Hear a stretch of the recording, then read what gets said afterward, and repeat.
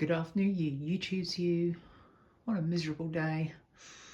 Sort of day that makes you want to think about doing a build. Now I put a poll up about this build, which is mostly in the positive, whether you guys and girls wanted to see another Tony Nijhuis de Havilland 98 Mosquito build in his block and sheet style. This one, though, is the 47-inch size one, nearly 1.2 metres in size. Yeah, this one's going to be finished as per an aircraft that my late stepfather flew just after the end of the Second World War, during the occupation of Germany. What to say about it? I've been waiting to start this project because I needed help with the power loom. I can't do that stuff, it just confuses the hell out of me. So whilst I was waiting to find somebody who could do that for me, I built the Firefly, the Robin Fowler Firefly. Anyway, after contacting the guys at Sleck, who provided the wood pack and the plan, printed out the plan all through Tony Nijhuis, of course. Sleck have a chap, a modeller, who comes in Mondays, Tuesdays to sort of help out, and he's a bit of a whiz. Old Colin, the lovely Colin, did all the wiring and whatnot for the power loom. The ESCs and the motors, they've come from good old George at 4Max. This is his recommended power setup for this model.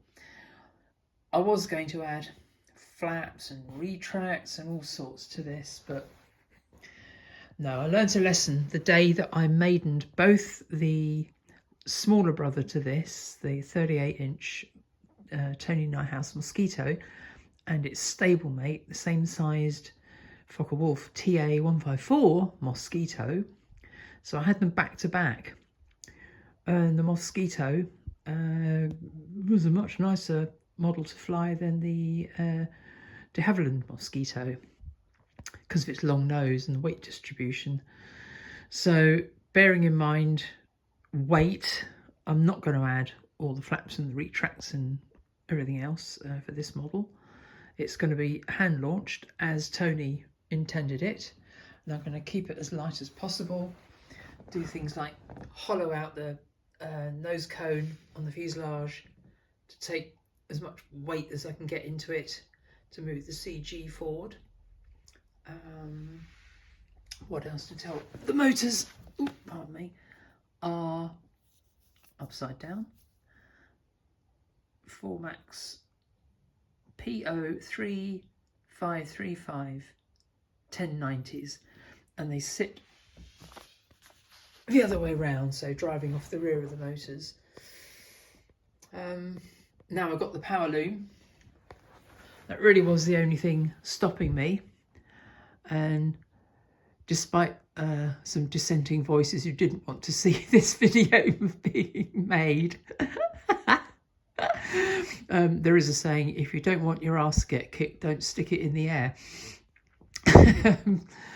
But I'm going to go ahead and document the whole thing as a build video. So let's get stuck into the Tony Nijhuis DH98 Mozzie 47-inch wingspan. Here we go. Right, let's make a start. The instructions, which were printed in RCM&E back in the day, 2006 or something, anyway, whatever, says to start with the wings, which I think is what I did with the previous one. So I'm going to cut out all the 8 parts that make left and right wings, and it's quite a lot of area. It's kind of filling the whole board here, but hey, that's what happens when you build a big model. Anyway, let's start measuring and cutting, preferably measuring twice and then cutting. Here we go.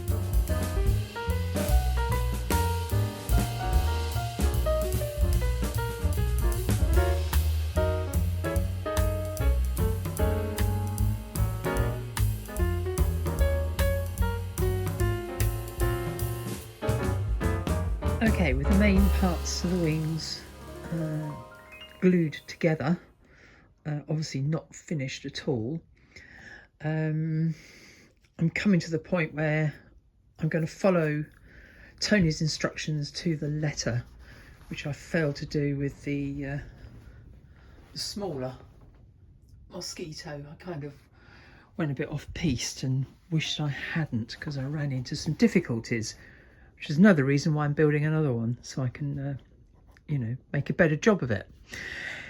Anyway, the thing that I found difficult, or things I found difficult, was once the wings were together, I thought, oh, I'll just leave the shaping of the aerofoil until, you know, the wings are all joined and in the fuselage and everything else. And it was a real problem. So this time round, I'm going to do the profiling of the wings before I join them, and also build the fuselage separate and finish all the profiling and sanding down and shaping of that before I put the wings in, because that was another problem I ran up against doing the smaller Mosquito. When I was shaping the fuselage, I can't tell you the number of times I bashed into the rudder and the leading edges of the tailplane and everything. It's just, I couldn't believe how stupid I'd been in, you know, not reading the flipping manual, as it were. It was a rude version of that. So what I'm going to do is to accurately get the wing profile shaped in, I'm going to use the template of the laser cutting. As you can see here, this is the proper aerofoil shape. Now Tony is quite, you know, adamant of the fact that do your best to get an aerofoil on it and match it both wings, but it's not really going to have too detrimental an effect on the final flying result because of the way the wing is presented to the wind with his models. It's not kind of crucial. But every time I've done this so far, I've made a mess of it. I've got to be honest with you. I made a mess of it on Mosquito, not the German Mosquito, because that's a high wing job and everything fitted together very straightforwardly to the fuselage. But this was a bit of a mess, the ME109, and I knew that I was going to cover up the mess with these card fairings. I then tried another method where I just used the square section of the wing on the Firefly build to locate into the fuselage a bit better. And also, if I made a mess of it, I was also going to put another fairing in over the top of that. With a Mosquito, don't get that luxury. It joins right into the fuselage, and I want to make sure it's right. So what I'm going to do, pop this out and then use this as the template drawn onto the end of the wing, doing it all properly. Wish I'd done that before. Also, it was worthwhile spending 20 minutes going through all the pre-cut bits and comparing to the plan and just labelling them up, numbering them as per.